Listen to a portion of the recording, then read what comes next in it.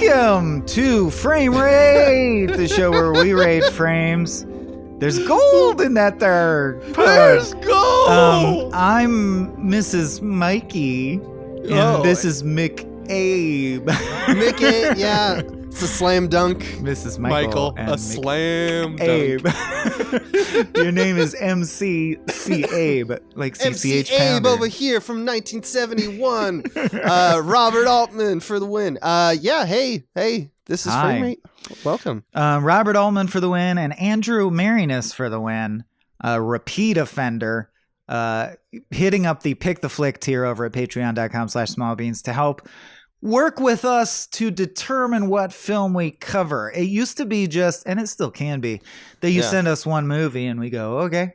But Andrew Marinus and other Pick the Flickers have been kind enough to often give us a range of films, a smattering of movies they'd be interested in covering. So there was some volition involved when we picked McCabe and Mrs. Miller. I think really the thing that Andrew wanted was just an Altman. We haven't done an Altman that I can think of. Nah, we haven't done an Altman. And I will say right off the bat, I was delighted to... I mixed this up with Harold and Maude, I think. I thought it was another kooky love story of some kind, or just like a 70s... I knew it was 70s era, blah, blah, blah. Point is, everybody knows I'm a sucker for Westerns. When it started, it was like pans across Wild West, I was like... Oh, word, it's this Wild West shit? Oh, word? Nice. Oh, word. I was delighted. And then Odo shows up and you're like, oh, word. But his part is not big enough, man. Yeah, that's fair. I kept looking for him and I was like, oh, that is Odo. Yes, Odo is in this. But also Warren Beatty. And what are the other big names in this? Is that mostly who we know? Julie Christie is in it. Julie Christie. Yeah. It's the first role of Keith Carradine. Nice. Okay. Shelley Duvall makes an appearance. Oh yeah, Shelley. Shell. Yeah. And I'm gonna say in a quick nutshell, and then pass it over to Abe for like personal relationship, because I had no personal relationship to this movie, having not seen it.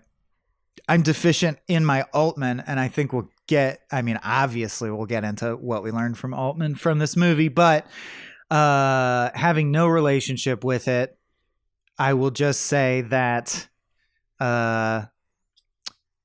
it in a nutshell is about I found the A plot and the B plot kind of disconnected. So it's about a guy who invests in building up a boom town and owning the town, and tussles with some investors and ends up having to have a gunfight with them. He also, as part of that, owns a brothel and has a relationship with the lady who runs the brothel, and they fall in love.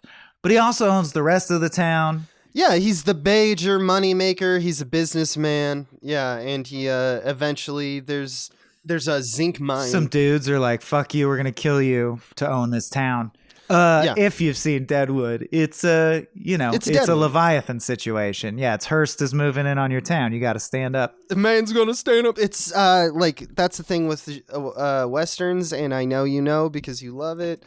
It's one of the most repeated kind of formally suggestive kind of genre. It does this thing where it's like, hey, let's just do OK Corral again. Oh, hey, let's do Tombstone. It's like, we don't give a fuck. We're just like, put us in this world. Well, and what else is it for if not? I mean, the Wild West is so at its core. There's like three things it is at its core. Right. But at its core one is the pioneer spirit, and that pioneering is a special time that only happens once, and then civilization overtakes it and it's over now. And there's this unique period, and something's been lost in the sense of adventure and or independent spirit and or being in touch with nature. When civilization comes in and complexifies life, you lose a simplicity. Right. And this movie is indeed partially about that. Yeah, it's definitely, it's one of the formative kind of revisionist Westerns. It's a self-proclaimed, meaning Altman called it an anti-Western, and I'd say he's right about that. Because, like many Westerns, it deconstructs heroism and, like you said, the frontiersman spirit, and that it's just like messy. And at this point in 2023, it's old hat. But in 1971, also in the following year, Jeremiah Johnson came out, Sidney Pollack. Yeah. So like that's where we're at. Nod. I you smile know? and nod at you. Yeah, so it's also before standing kicking you off a cliff. It's also, I think, notable in that, well, I just want to say real quick that there's sort of movements of Western, the spaghetti Western, which is operatic, classic, and interestingly, Violent. still tackling some of the same themes, just in what we would consider a sanitized way. Then revisionism, and it didn't just happen in the Western genre, is this whole period in film where we're all about, and you know this from pop culture, now the anti-hero's big. Batman isn't just beating up criminals, but it's questioned whether the criminals might be sympathetic or Batman might be crazy. You're so right. Yeah. And it's like we're like sped up too, because it's like I want people who like haven't really like thought about like the film history of it to be like, oh, Westerns equal sign superhero movies, because it's absolutely the same trajectory. It's like a decade or two of just like, this is what it is. This is the thing. And now, and I think a it's shit ton. Partly Tarantino, but, and then we should bounce back to McCabe, of course. But interesting that I feel like we've firmly moved into a meta period where you don't, making stuff gritty now seems played out. Just doing that. So now we feel like most shows or things in a genre have to comment upon the whole history of the genre or wink to it or be knowledgeable of it in some way and have a meta commentary about itself. Right. But back to McCabe and Mrs. Miller. Abe, you said you had an interesting history with this movie. Well, it's not interesting. I just want to explain to people who have followed this podcast, if you want, everyone knows that Michael's weird. Michael is a weirdo. He's just a big weirdo. I am less of a weirdo, but this is why I am kind of weird.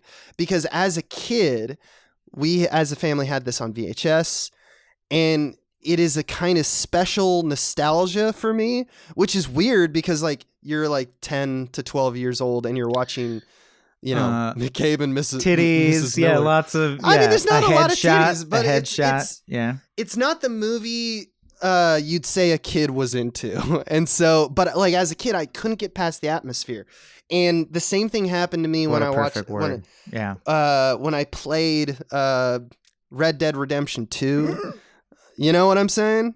When I was like 10 or 12, before I could put words to it, it felt like it captured time so effortlessly that I was like, yes. I was like that, and like The Sound of Music. I was like, I found myself watching over and over, you know, alongside Jurassic Parks and Indiana Jones. But like, I just wanted to say, like, this absolutely is my dig. And Andrew Marinus, you know, like once again, you know, pulling up, you know, 3-pointers.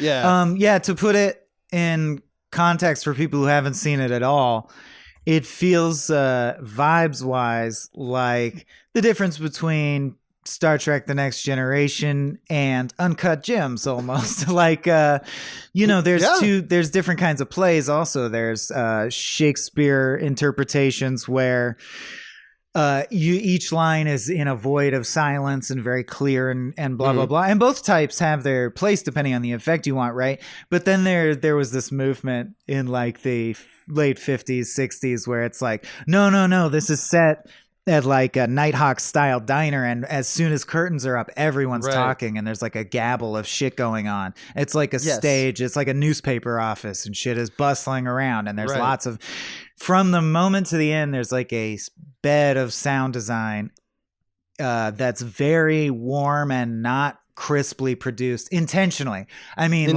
everything is ambient and like so 70s, dude. I also immediately recognize so many things that are in all 70s cinema.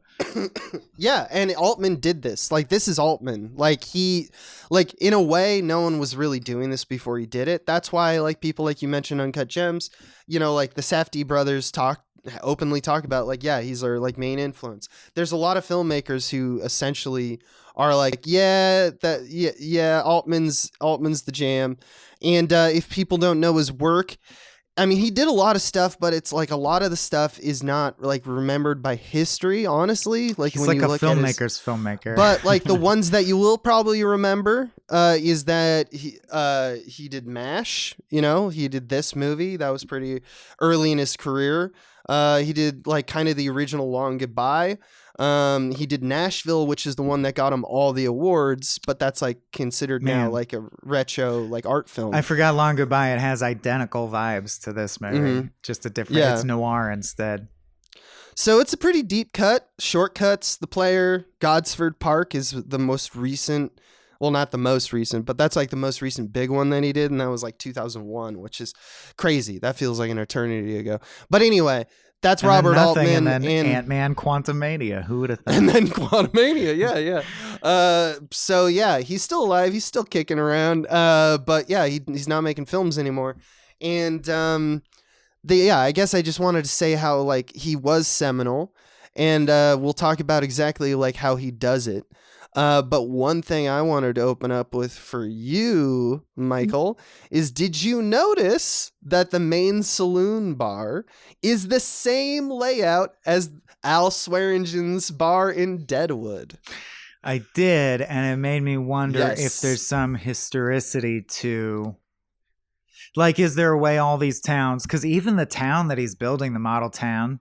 eerily similar to the Deadwood layout, and I just wonder if there's a generic. And I'm playing this video game Weird West right now, and the town areas are pretty much like that. And I remember that ghost town or the set in LA that I've visited before, where they do most westerns, and that's also the same basic layout, right? Chapel on a slight rise, saloon with usually the brothel across the thoroughfare with balconies, and I'm just like.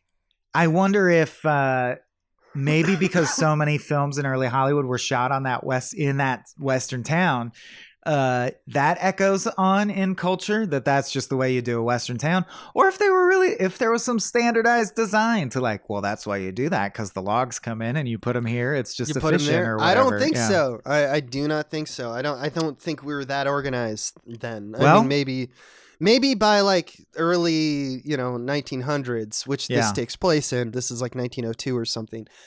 So it's definitely a while after the Civil War. But like, I don't know. I think it's literally Milch, because if you look at like who Altman, his like true legacy is that he makes ensembles in portrait, right?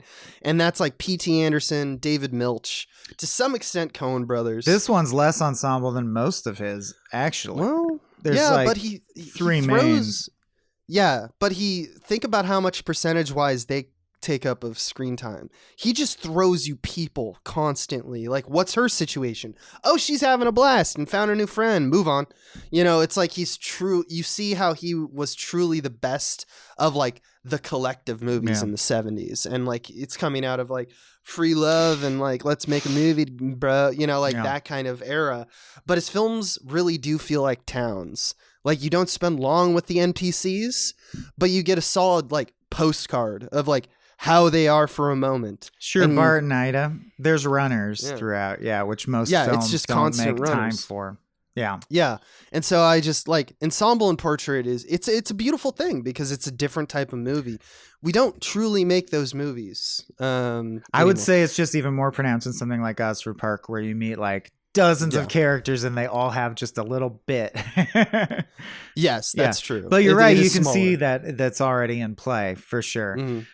You'll be like, oh, what's this little blonde kid's dude? Oh, he's the biggest piece of shit ever born in the world. I see. Yeah, exactly. Fucking hate that kid. Yeah, that kid sucks, dude. Yeah. He killed my Keith. No, he killed the Shaggy. There's this dude okay, so for people who haven't seen it or have, there's just this runner. So you're right. There's more runners than I recalled, as they're all popping into my head now. Guy comes in after a long cattle drive, and he's like lanky and shaggy like, and like, oh gosh and shit. But also super horned up and like a typical quote unquote customer of the brothel. And he's like, I'm like flush with money.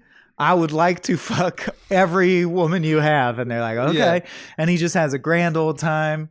And then the only other scene with him is he like wants to get to the inn to eat something after fucking so much that he's very hungry. And this kid guns him down for no reason. And you're like, oh, our good time fella. Like the For no party's reason. over. Yeah. He was And it's bringing like- the most positive energy in the And film. he was super positive. He's like, as soon as he's like, maybe you Sorry. want to take out your gun. And he's like, no, I'm good. He's man. like, chill, bro. I'm gonna leave. And he's like, boy, or his whole vibe is like, being a cowboy sure is fun. I love that. And then Dude. he's just taken out by this little Draco Malfoy asshole.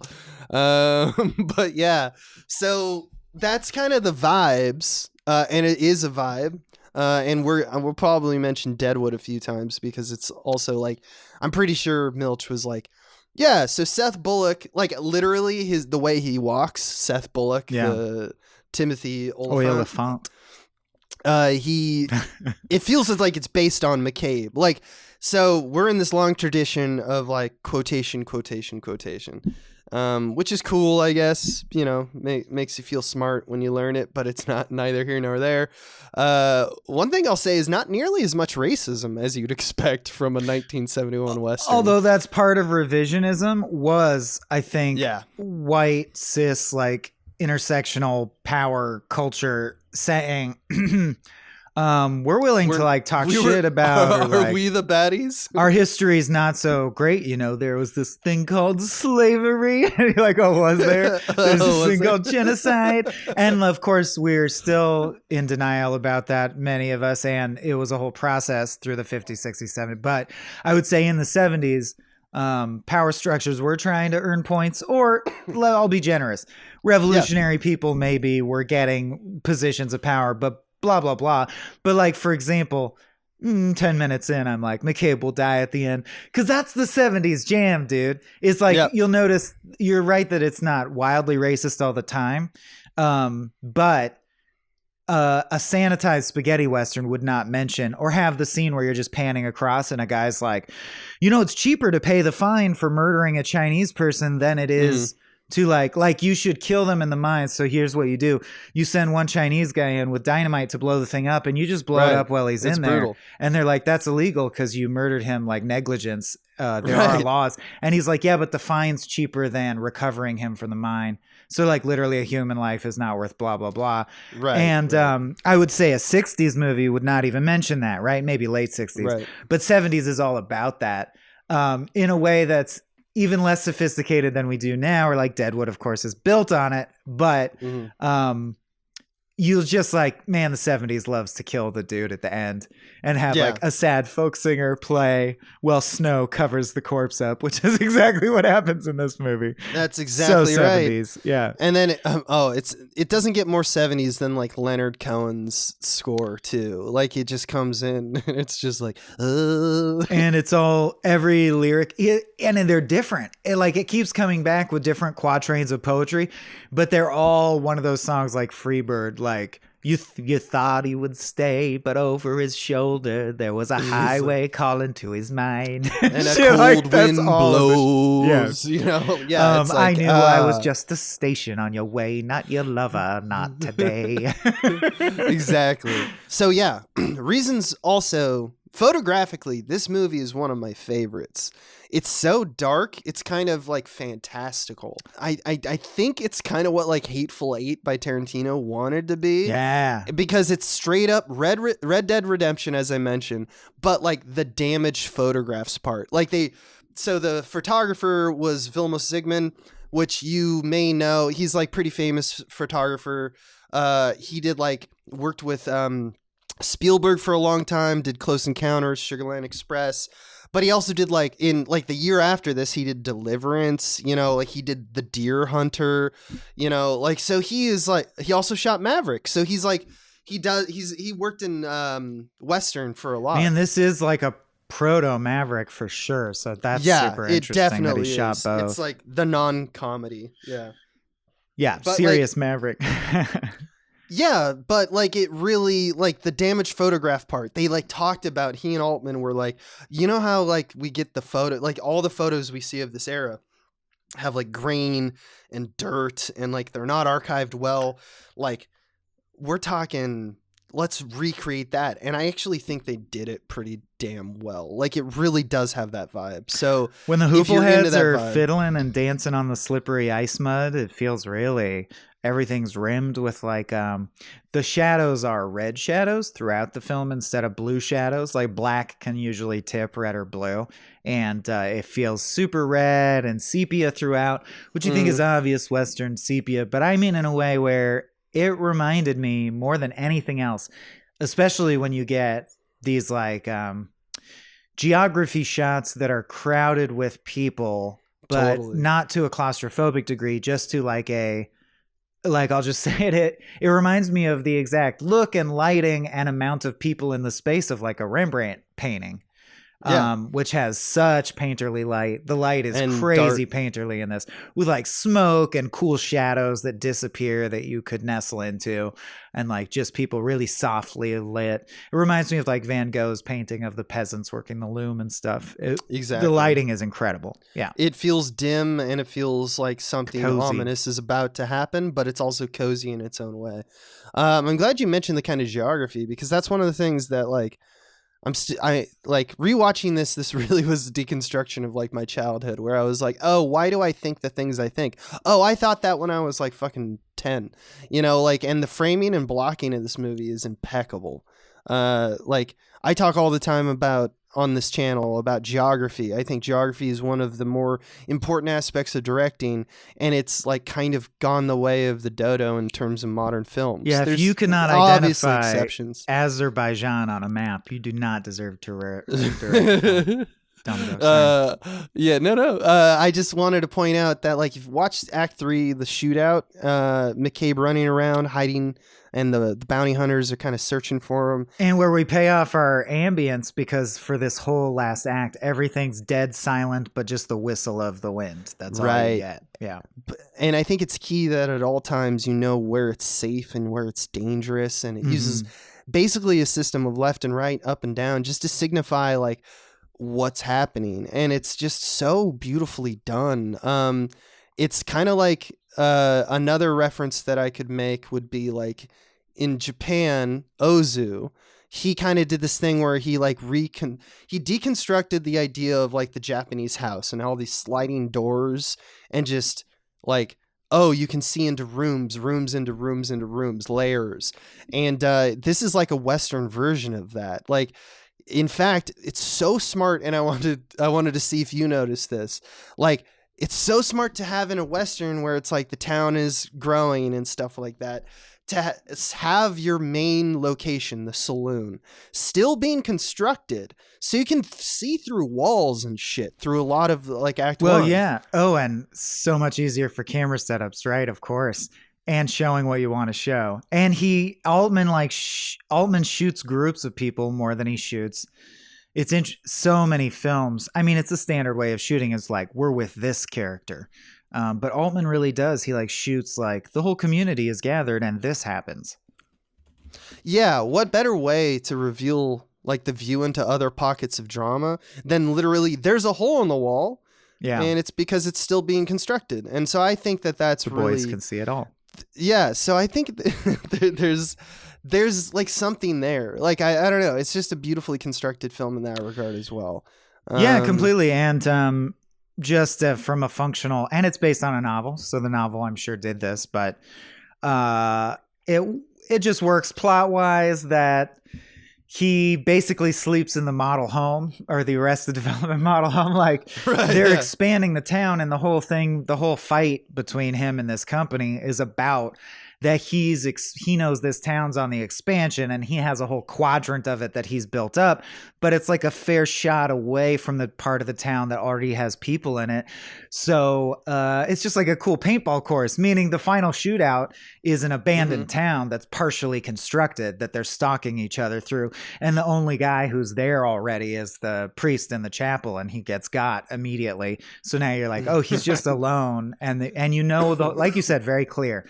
there's 3 dudes. He's got to kill these 3 dudes. There's too many bosses and the main dude. Right. And you're like, okay, you know the layout of the town. You know what building they're in. You understand that everyone in the quote unquote real town is busy fighting a fire. So like, or down at the far end of the town. So like, oh, he's alone.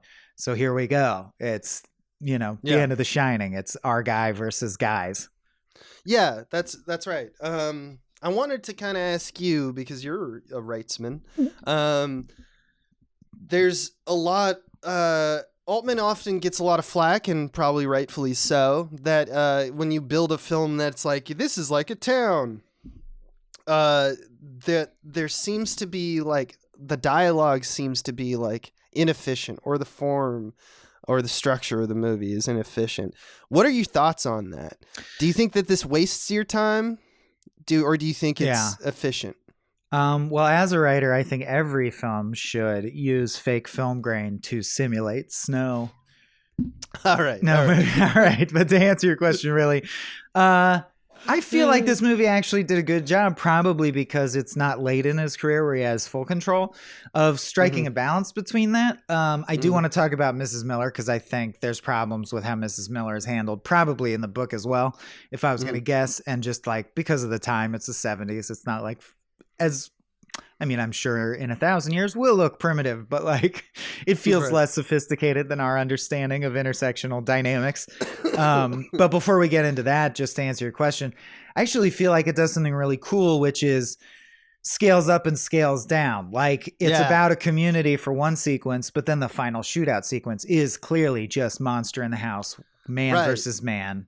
The environment is fucked. It's poisoned against you because there's dudes prowling around with guns in it. You've never fired a gun before. You've never killed someone before. You're kind of a coward. Yeah. How's he going to get out of this one? And then other moments it's scaled out. So I do think there's a bit of a feeling of, it's just what you want, dude. Like I used to be way more, and it's still my instinct. You and me both are hardcore structuralists. And I do like the feeling of having a rigid structure. I don't need it to be the traditional 3-act structure, not by a long shot, but there's creative structures like I talk about it too much, but Schenectady, New York comes to mind, where it's like a sequence nested within a sequence nested within a sequence. So like, play with structure, but have a system that works on that level. But this is not that. And that kind of movie is okay. Like Dazed and Confused is also like that, where it's like vibes and it meanders around. So for example, in this, he goes to the law and the guy gives a big speech about how the law has reached the West and you are under the auspices of the government. So don't worry. These guys will not fuck with you. I promise. And of course, nothing they completely fuck with him. He has to murder them in order to protect himself. But Warren Beatty's like, I'm pretty sure they will. That's what I love is, he's like, Mr. Whatever, Mr. McCabe, this free enterprise system of ours works, damn it. And through it, we can protect both the small and big businessman alike. And he goes, well, I just don't want to get killed. Like my deal. So my deal is, But my point is like looking at it structurally, I'm like, well, cut that scene because nothing comes of it, or have it be a phone call or a single line between 2 characters. But then you'd miss, like you said, it's like a Red Dead Redemption game that includes side quests, for example, and they're just meant to illuminate, like, that's what it's like for the working class man. Like there's this dude named Bart. And when all the sex workers come to work for Mrs. Miller, there's also a girl on the cart named Ida, who turns out to be his mail order bride. And Shelley Duvall. She has sex with him a few times. And then he gets, some people go like, is she a sex worker? Why is she with you? And he's offended, starts to try and beat them with his cane, slips on the ice. A good dude punches him and he falls and he cracks his head open and dies. And then Ida becomes a sex worker at Mrs. Miller's, and sort of the last beat of it is her going like, well, I was kind of able to have sex with him because it was just one dude, but it feels so now I'm just having sex with anyone who pays. And she's like, look, yes, and she teaches her how to essentially dissociate while being raped. Like, when he's going at you, you just look, you count the flowers on the wall and you dissociate. Yeah, it's fucked. But it's like a little rondo that you totally do not need and would not have in a modern movie, but is what they love in the 70s. like there's a reason there's that, like Cats in the Cradle, Harry Chapin, and like Taxi is another song of his. They love little character studies where you go in and you're like, by the way, this sort of illuminates how like the lower class people, what their plight is. That was a thing at this time. I don't know.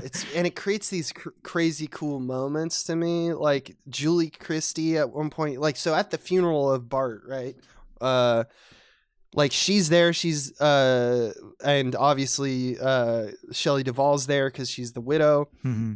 And like Julie Christie just sends one look at her and you can tell it's like, I'm gonna eat you up. You know, like you have nowhere come work for me. You have nowhere to go but my You have place. nowhere to go. Yeah. Yeah. And it's just like, oh, my heart, you know, like fuck me. That's so fucked.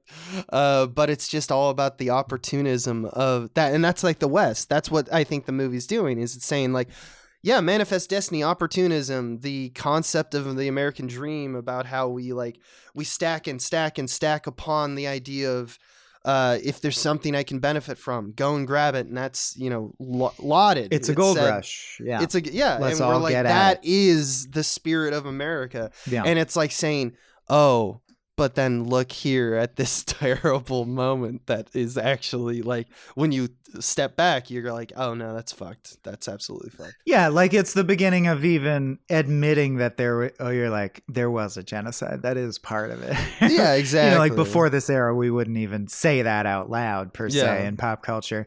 And very fascinating realizing that the Safdie brothers, that connection only because this film also ends with a zoom in on Mrs. Miller's eye, and she's looking at a crystal, and then the credits are a long shot of a close-up of a crystal, which is exactly Uncut Gems if you've seen it. I mean, it's perfect. I mean, women in the crystals. You know just thinking of seminal shots and thought through shots that really work. Another huge one for me was when he runs into the chapel, and we get a POV shot that humorously pans to one weapon, settles on it, moves to the next weapon, settles on it, moves to the next weapon. Like he's thinking, maybe I could use that. Maybe I could use that. That's fucking Pulp Fiction, dude. And it was a shot in Pulp Fiction that got so much attention. Like, the shot when it lands on the chainsaw. What a brilliantly orchestrated shot. I'm like, man, Altman did that. That's cool. He was the guy. Yeah.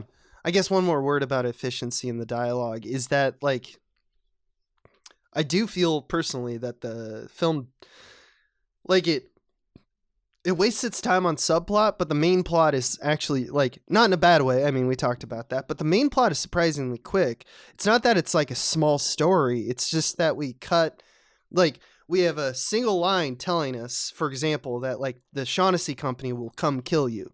And then it abruptly cuts. And, you know, and then it cuts to the scene where, he's talking to the, the men who will represent the company. And it's like Warren Beatty goes, well, Mr. Sears, the immediate answer to that would be no, and it's just like, oh, he's fucked. He's going to get got. And then it's just like cut to Mrs. Miller doing opium, it's just like, it does move. So you never feel the inefficiency because to make I think space for those meanderings. Quick. Yeah. Yeah, exactly. Its number one priority is not efficiency, but it employs efficiency in the A plot to get more space to get for more stuff. Of it. That's really interesting to me, and something that we definitely don't get as much these days. I would say even the innovative indie films I'm seeing are not like meditative like this, which is a total vibe. And we just can't state enough that it's gorgeous. Like the travel shots you sit in longer than most modern movies would.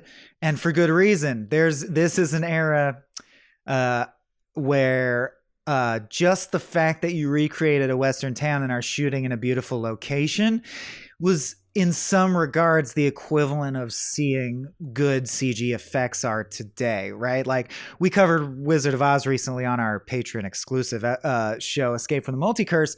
And we talked about how the old blow your mind special effect used to be just like, we employed 1,000 people. Just look how many people are on screen in costume. We costumed them all, and they all have makeup, and it's like a huge Broadway now musical. We're just like, and now it's like Revenant shit, or what did it really remind me of? It really reminded me of Hayao Miyazaki background, like Studio Ghibli backgrounds, where you're like, let's really get a wide where we see nature in all its glory, almost like the propaganda paintings they used to make to get people to move west. And just appreciate like rain, you know, a cloud head slowly rolling in and rain starting to drizzle. Unfortunately, I think it's a little marred because all those shots have Leonard Cohen singing his stupid sad song over them. But beautiful footage, beautiful bean footage. That's right. That's the take. Yeah. Yeah. I could talk about editing. Do you want to talk about editing? Always.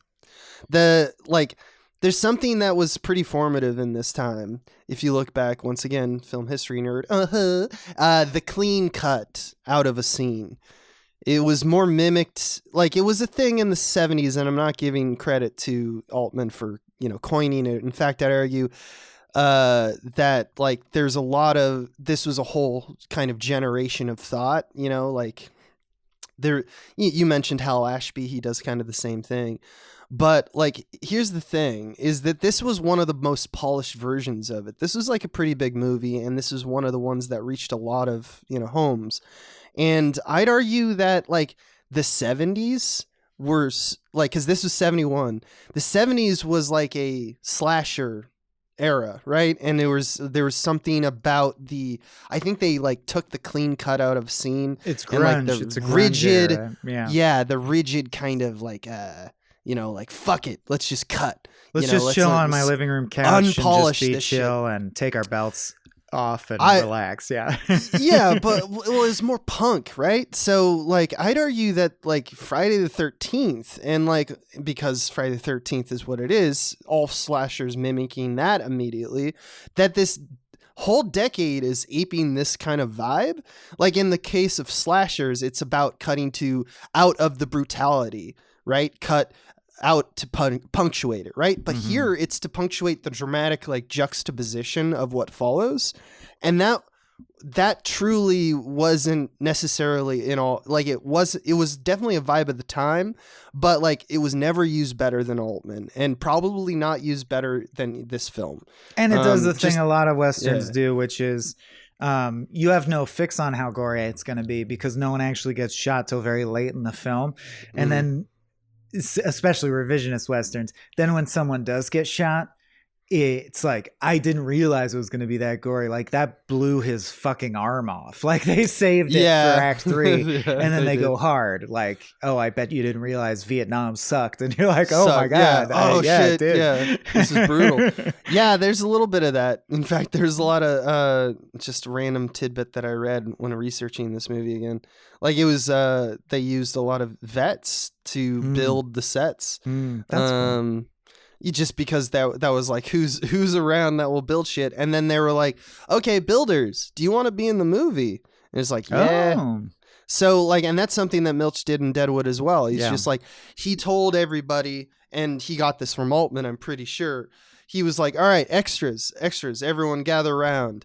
There is a cart that's going to be rolling around that has just a bunch of like costumes on it. Choose your costume, think of your character. You're going to be that person for the next 3 months. And that's how he shot the movie. The NPCs like, stay consistent in the world. You craft it. You do it. I wanted to make this as real as possible. You do it. You write it.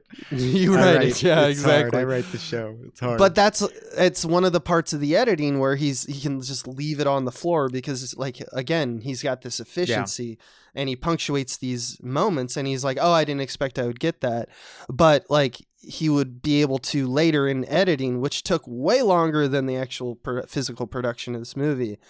He would just be able to like force the metaphor or make you meditate on like, what does this scene mean with this scene? And it feels like it has more variety of tactic than the one that's coming to mind because we just covered it. Thin Red Line, which is not a knock against it, but Thin Red Line, in order to be meditative, almost in the way like a Philip Glass Kronos Quartet piece will go like, hey, there's no shame in taking our core theme and simply iterating on it. In fact, that's part of the exercise is the simple fractal like iteration on a theme, by which I mean Thin Red Line tends to be like a postcard of images with narration and you get this little koan. This almost feels like Right. Buster Scruggs if all the pieces were shuffled up together.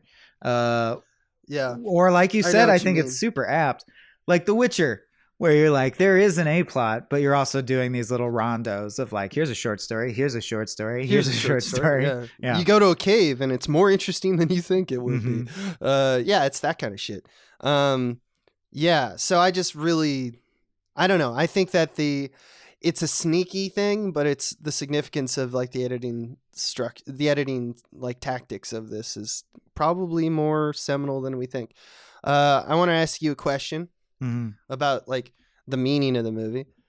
At the end, there's the church is burning and the town comes and like puts out the water, right? Yeah. What's the significance of that? Is it trying to say something about religion, or is it just a symbol of like the town's lifeblood being destroyed? I'm glad you asked. Now, there is, if you stay after the credits, of course, Warren Beatty does like a Right. Bulworth style rap where he explains this. But Right. Yeah. I would say that's my, not issue, but that's what you trade for doing this kind of movie is I feel like these types of movies are less interested in. This is like, to me, a filmmaker saying, that stuff I love the most, where it's like, his broken watch represents how time stopped for him psychologically when the watch got broken because that was the traumatic blah, blah, blah. These are filmmakers who dare to say, life is not like that. Stuff doesn't mean other things. And nothing happens in a serendipitous way so that some third omniscient party watching can go like, that bird represents their mother. Yes. I love that shit because I just like puzzles and stuff like that and systems and systems and systems. But I don't think this movie's doing that, nor do I think the book is. Like Lonesome Dove reminds me of this, which is a great epic Western novel that I probably mentioned before because it's one of my favorites, but it's like 1,000 pages and it feels like this. You just meet a bunch of characters and stuff happens, and by the end, most are dead of old age, and that's the end. And you're like, I learned a lot about the West and I lived in it. But it's just a bunch of stuff. And I guess my point is, I do think it's a fool's errand to be like, I think the fire is just to distract people so that he can have the gunfight on his own. Yep. And that's fine. And that leads me to the thing I definitely want to discuss before we get out of this is the Mrs. Miller plot, which I do think does suffer from the time period in the sense that I don't really get an end to her arc, and I don't think she's very serviced. Like, it's almost, why is it called and Mrs. Miller? Like, she's just a lady that he knows. She does a lot of like hard-headed woman who's actually more reasonable than you and surprises you by giving you good advice that leads to more money and income. And you're she like, changes him, and you're a tough nut. She gets him to open up. They fall in love. She tells him, don't do this. You're going to fucking die. I'll be sad. You're going to die. He does die, and she's sad. And I will say that is an arc, but I think you'll agree with me, and people who watch will know what I mean. She's not nearly as serviced as his arc is. I think that's the thing with a lot of Altman, because like I'm thinking of the player and like the auxiliary, roles in that too. Like it's like, it feels like when you make a community movie like this, it feels like it's bigger. And one of the pitfalls, as you mentioned, is kind of like, there's no main characters, but also we need a main character because it's a movie, like otherwise it's meandering. And clearly they're like, which is fine, but they're like, the dude, I assume, will be the main character. Yeah, the dude will be the guy. Yeah. And so, I definitely think that Mrs. Miller's getting, she's not getting serviced here. Interesting scenes, but they don't have the clean, like, therefore this happens, therefore this happens, which his does. Yeah. In fact, while McCabe dies in the snow, Miller is, as you mentioned, just doing opium again, which we have already knew. It's no new information. We just get the vibe that she's sad. And it's no change because she was like, you're going to die. And when you do, I'm going to be sad and do opium. And then she does. Yeah. And I don't think it's like something where like you can stretch and say like, yes, in a harsh reality, we all reap what we sow. She turned to drugs. We choose our deaths. I don't think this movie's doing that. They haven't. No, it's trying to be organic. It's verite, not truly cinema verite in the way that means a specific set of techniques. But you know what I mean? The 70s is interested in being like, take the sheen off off, man. Like, show them what it's really like. Show the brutal shit. Yeah, that's right. I would say that that's right. Which is, it's unfortunate. And it's 1971. Man, it's so interesting to watch. Then the 80s be like, no, let's have fun. Why is everything like, can we have just fun? Like Ferris Bueller's Day Off and Heather's and like, ironic detached shit. And then the 90s bounces back to let's grittily reboot everything. And then now it's harder to see because we're still in it. But as we get distance, I'm sure I'll be able to, pinpoint what the 10s and 20s were. Something, man, old movies though, like I was thinking about like When Harry Met Sally and stuff like that, like the romance part of this movie. Like there is something about like it is not super represented. And I know that like, so You People just came out, is like the Jonah Hill vehicle. Yeah. There's a bunch of people in it, like Eddie Murphy as well. Looks pretty good from the trailer. Yeah. And they just interested. And they just had a recent, like, there was, I read a comment because I think it was done for COVID, but like the final kiss, when they shot the footage, one of the filmmakers on a podcast talked about how they didn't actually kiss. They did the CG for it. And it was probably for COVID. We did the CG. But people in the comments, and this is Reddit, so take it for what it's worth, were just saying like, yeah, the chemistry between the main two is not quite there. It's more like they're both riffing on their own character. And there's something I want to do credit about these old movies that despite the fact of like, When Harry Met Sally, there's like outdated and frankly destructive conversations that happen in that movie. I'm not talking about that shit, but exactly. But like in this movie, the way it's set up is McCabe and Miller start to develop a romance, though Miller charges McCabe for sex because it's like, let's keep the relationship and that's his profesh, want, or by the end, of course. Yeah. But rule number here. one, man, never fall in love. Never fall in love. But he's like, could we have sex without me paying you? Yeah, he wants it to turn real. But in the efficiency of this movie, there's like two moments I wanted to punctuate, which is that, and they happen like right next to each other, which is like midpoint in the movie, like she grabs his jacket and like sniffs it, like really sniffs it. To be clear, it's not just a jacket. It's the biggest fur coat you've ever seen a man wear. Yeah, and then what's funny is the one threat to him. He's a pimp after all, I guess. The assassin they hire to kill him, like his one threat, has even bigger fur coat. Yeah, that's how we determine status in the Old West, is how big is your jacket. But like the thing is, they're like she's clearly in love, and it's like, and then it cuts to him putting so much money in her little coffer that it like cannot be closed. And I just love that, like, there's nonsense and it's problematic or whatever, but like that's a sweet way to show that moment, and it's very sweet, and like, it is unearned. Like they never have a fun scene together where you're like, I see sparks. I think this is earning it. It's is this moment okay? It's in tow with the movie. It's just like, how does this movie present new facts about personality? It's also very Western. Is the love story is very stoic and doesn't need a lot of flirty details. It's like, I am man, you are woman. We're against the planes together. We may as well be in love. Yeah. And I don't want to like throw shit at like the way we do romance now, but it's like, it just occurred to me when watching this. I was like, that is very kind of, I like that. That's kind of beautiful. Well, also we don't do that. Metaphor of like the money is his penis and it won't fit. That's gorgeous. Fit. That's beautiful to me. And she's sniffing his jacket. She's like, this is what you're going to do to me right now. The smell of this jacket is the orgasms. The orgasms, yeah. So that's, I don't know, man. There's a lot of good dialogue. I'm sure that you probably wrote down good some, and gritty. Yeah. They're like, I guess trigger warning, but like, I was like, damn 70s when Berg describes how he once visited South America, and in South America you can fuck kids in mud huts in front of their families. And he found that, quote, pretty unusual.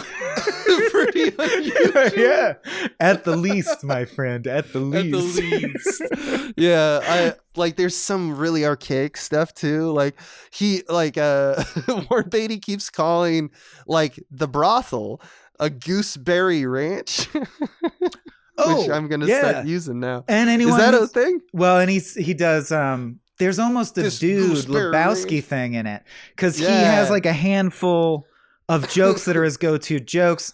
That's right. Like who's this wee business? You got a turd in your pocket, which he deploys, I love, twice, and once it kills, like the whole room erupts with laughter. Right, and the second time it's against the investors who ultimately kill him. And they're like, I don't excuse me? Like it completely dies, which is a great You are use unprofessional, sir. Yeah. But and then the frog bump his ass if he had wings, you know. But it's like if you've seen Last of Us, he's like Ellie, like with the joke book. Like he has a Rolodex of very bad jokes that he deploys. And I thought that was interesting because it does. I mean, it's sad. That's kind of what a lot of the 70s Westerns and revisionist Westerns generally, like Unforgiven, falls in this category. It's just all around sad for people. And it's a portrait of not a good how time. hard shit is, because even he, for example, like Maverick is conning people and lying and telling jokes and being charming at poker and then winning at poker and having a ball, like having a delightful time that also makes us delighted.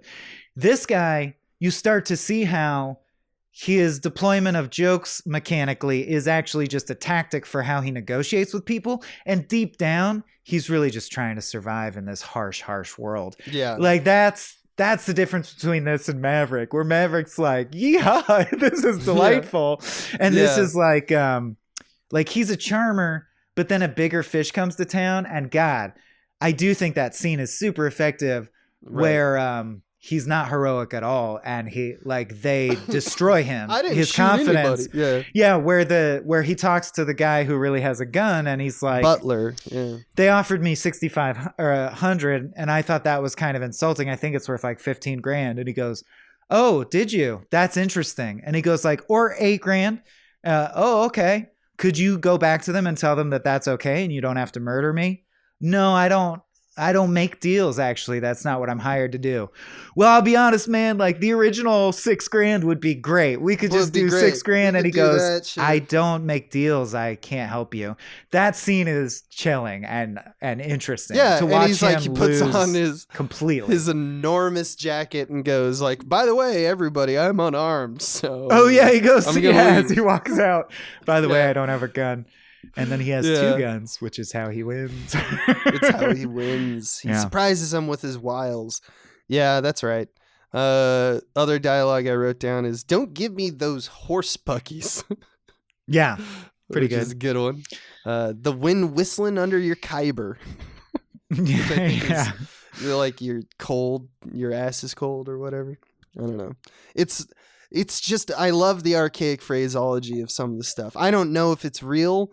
It doesn't need to, but it has the versatility. Of Deadwood even leans into it. Even it almost becomes Elizabethan Hoopleheads. Yeah, and shit. Exactly. Yeah. Like so far removed, but I'm like, yeah, I bet like these fuckers are saying that kind of shit, and that like I don't know makes me happy.